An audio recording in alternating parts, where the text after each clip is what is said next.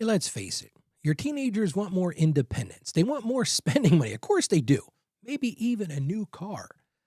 But does the thought of those money conversations in your family quickly turn into constant arguments or maybe deep worries about their financial future? Let me ask you today, what if you could teach your teens strong money habits without the stress, without the fights, and without the tension? Well, stick with me today because I've got answers on exactly how to make that happen, and that's what I'm talking about on today's show. Hey there, and welcome back to today's Financially Confident Christian. I'm Ralph, and I am so happy that you've chose to join me today. This is the show where we answer that big question: how can I become a financially confident Christian? And we continue in our series, Money for Back to School and Beyond. Yesterday, we talked about planning for college education costs, and we talked about doing it with wisdom. So if you missed it, I'm going to encourage you to check it out. You can find out all of our episodes at financiallyconfidentchristian.com. Well, today we're going to change it up completely. Today we're going to talk about teaching those teens. Yeah, as soon as you hear that, you start thinking, Ralph, teaching teens? Oh, I can't wait to hear this one. But that's what we're going to talk about today. Teaching teens about money. We're going to talk about allowances. We're going to talk about part-time jobs. And we're going to talk about how to show them how to make smart spending decisions.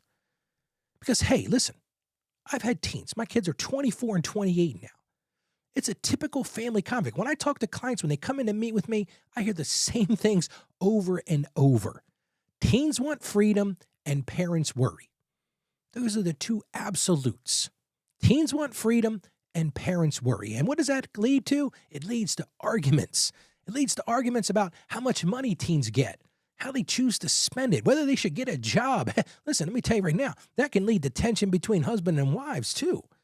And as this tension starts to build, it makes teaching even harder because nobody wants to talk when everybody's fighting, when everybody's at each other's throats. And if we're being honest as parents, and I'm assuming right now, listening, maybe you're a parent, but parents fear kids will make costly financial mistakes. You know why? Because I can speak for experience myself. I've made those mistakes. So as parents, we feel it. We don't want our kids to make those same mistakes. We don't want our kids to struggle like we struggled when we were their age. And of course, teens, that's a whole nother story because teens often feel misunderstood, or if we're lucky, they feel micromanaged. But here's the thing I want you to understand today.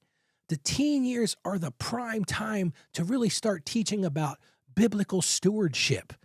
It's a great time to teaching them about the money part of being faithful in their stewardship of their finances. And listen, as a parent, teaching money is part of faithful parenting. Well, let's get right into the Word of God. Let me tie this together for you. In the book of Proverbs, chapter 22, verse 6. Hey, this is about as direct as you can get. It says this again, Proverbs 22:6. Train a child in the way that he should go, and when he is old, he will not turn from it. Well, think about that. I don't know how to say it better than the scripture. This applies directly to money education as well. If you don't train your teens to manage their money well, guess what's going to happen? They're going to be young adults that don't know how to manage their money well. Then they're going to be older adults with families who don't know how to manage their money well. Let's look at another Bible verse, and this one is from the book of Proverbs again, chapter 1, verse 5. And I mentioned this one a couple days ago on the show. It says this, again, Proverbs 1:5. Let the wise listen and add to their learning, and let the discerning get guidance. See, as a parent, we are charged with this. We are charged with the absolute requirement to provide wisdom to our children as they learn and as they grow. And here's one more Bible verse. This one comes to us from the book of Luke, chapter 16, verse 10. This doesn't really have it to do so much with the education side, but it really talks about how to manage things. Again, Luke 16:10, it says, whoever can be trusted with very little can also be trusted with much. And see, trust grows from managing small amounts well, and that's the lesson that we need to impart on our teenagers. So my main strategy today, if you didn't listen to anything else I say, this is the main strategy. Set up a clear, age-appropriate money system for your teen.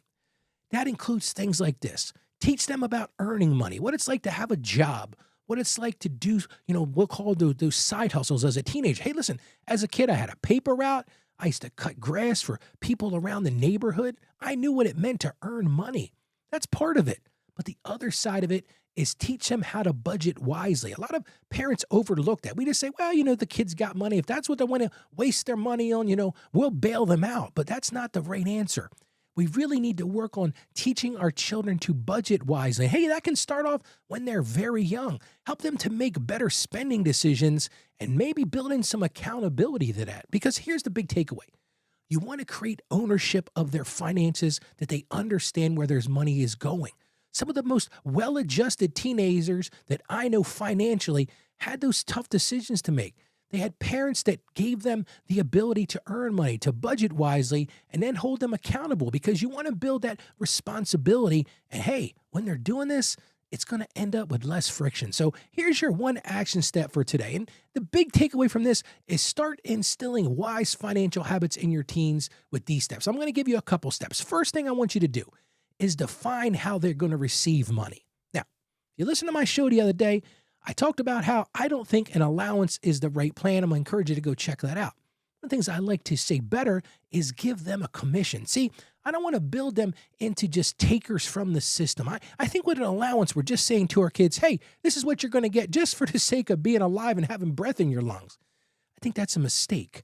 But you can teach them what it's like to work and earn something. So that's what I'm saying. Do commissions for their chores. They take out the garbage. Maybe, hey, that's $2 a week if you take out the garbage. And you can be creative in this. And of course, it depends on the kid's age. I also firmly believe that it's a good thing to encourage your kids to go get that summer job or that evening job, just to make sure it doesn't take away from their education, but define how they're going to receive that money and set those expectations early. Hey, set them early so your kids aren't like, wait a minute, I just thought you were always going to cover this. That will cause arguments and that will cause tension. But if you lay it out ahead of time and define how they're going to receive the money, it's going to help break down that tension. So that's the first step. Define how they'll receive their money. The second step, parents don't think about this one. Practice budgeting together. I mentioned on the show several times, maybe you start thinking about those simple categories. We talked about the toddler sitting in front of 3 jars, basically a spend jar, a save jar, and a give jar. You can do this with jars. You can do this with envelopes. Hey, your teenagers probably have more technological background than you do. Maybe there's some great apps out there they can use. But start to budget with them. Review their spending with them. Focus on learning. It's not about judging. Just talk to them about, hey, let's talk about your spending. Let's talk about your savings. Let's talk about your giving. Maybe you give them an envelope system. Hey, it works for a lot of people that I know. They give their kids an envelope system, or they give their kids jars to start training them. One of the things that I think is very beneficial is they start to understand that scarcity of resources, and they start thinking about, well, if I spend this, that means I can't save this. And if I can't save this, I can't give this. And then review that spending with them. Focus on, hey, what could you learn from this? It's not the time to say, I can't believe you bought that, or I can't believe you did this. That's a bad plan. But focus on reviewing to learn. So that's step 2, practice budgeting together. And here's step 3, encourage a first job. Now, again, it depends on your kid. If your kid's really struggling in school, I'm going to tell you that's not the place to go. But summer or part-time jobs, when they're age appropriate, are great things. And this is a great way to teach them things like getting paid, what that looks like. What does it feel like to get a paycheck? What do taxes look like? One of the things, when my kids were younger, I remember my youngest got his first job, and he was all excited to say, Dad, I'm going to get my first paycheck Friday. Well, I picked him up at work. He was working at a burger joint. He came out, he was so disappointed. I said, son, what's going on? He says, man, I got ripped off.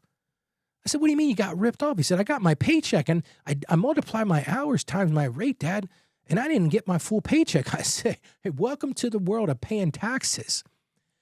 And that's one of the things that our children and our teen children especially need to understand. They don't get all their take-home pay. But you can also talk them through savings. You can talk to them, hey, here's a great thing. It's one of the reasons I really think having a summer or a part-time job is good, because you can start to train them and give them education about balancing school and balancing work. So that's step number 3, and that's encourage that first job. Again, if it's appropriate or if it's appropriate for them. Step 4 is I'm going to encourage you to have a monthly money talk. Just a quick, regular check-in, maybe 10 or 15 minutes a month. It doesn't have to be overwhelming. Make sure you pick your time. Not the time to do it when they're running out the door to go play with their friends or be with their girlfriend, but really set it up ahead of time, schedule it. Ask them questions. Ask them about their money. Ask them, hey, what's working? Hey, what's working? What are you struggling with? Yeah, I've struggled with that too. Be honest with them. Tell them about your own struggles. If you don't want them to make the same mistakes that you've made, start being honest with them. Talk to them about what's challenging them. What are the challenges that they're facing? Be supportive. It's so easy for us, the parents, to be critical. This is not the time to be critical. If you want your kids to embrace this education, you want your kids to embrace this training, then be supportive. Explain to them, hey, yeah, I made those mistakes. One of the things that's been very valuable for me is when my two boys come to me and they say, Dad, I got this financial question. I can say to them many times, because listen, I made a ton of mistakes. I can say to them, yeah, I made that same mistake when I was your age, or I made that same mistake 10 years ago. And listen, you can be supportive without being critical. And all of this works because it transforms those arguments. And it's so easy to argue with your teens. Hey, listen, it's a tough time for parents and it's a tough time for kids. But all the things I talked about today are going to transform those arguments into growth opportunities, and you're going to help them build practical skills that they're going to use for life. You can train them how to handle money God's way, how to make wise choices. And listen, I talk about on the show all the time, how for them to grow into financially confident and independent adults.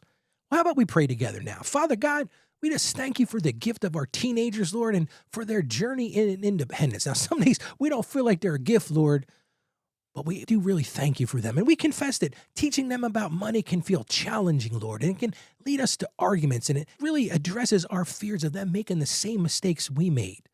So we would ask that you would grant us wisdom and grant us patience as we guide them in financial literacy. We ask that you would help our teenagers' hearts to be open to learning diligence and open to learning responsibility and open to learning wise stewardship. And we just ask that you would guide them as they earn. Maybe they've got that first job, and guide them as they save and spend. And most importantly, guide them as they start to be cheerful givers, Lord, so that they can honor you with their resources and walk in financial confidence. And Lord, we ask this in confidence. In Jesus' name, amen. Listen, equip your teen today with just one small money lesson. Just one of the things we talked about. Maybe it's those jars. Maybe it's that, hey, let's talk about your first job. Hey, just talk to them. Ask them what their expectations are. Set those expectations with them. Another thing I'm going to encourage you to do is share the show with the people. You might know somebody that's dealing with the same struggles that you're dealing with. Maybe you're like, hey, Rob, I listen to your show every day and I'm always learning something new. Well, how about you share that with somebody? Share it with a family member. Share it with a friend, maybe somebody at work, or maybe somebody in your parents' group. You can just point them directly to financiallyconfidentchristian.com. Hey, send them a text, send them an email and say, hey, there's a lot of good information here. Well, tomorrow we're going to talk about fall financial prep. Yes, we're going to talk about reviewing your home, auto, and life insurance. Ralph's going to put on his life insurance cap so we can ensure you've got protection without overpaying. It's going to be a great show tomorrow. I'm encourage you to check it out. Well, let's all go out there today and be financially confident Christians. You can do this. I have confidence in you. Have confidence in yourself. Stay financially savvy. God bless you, and you have a great day today.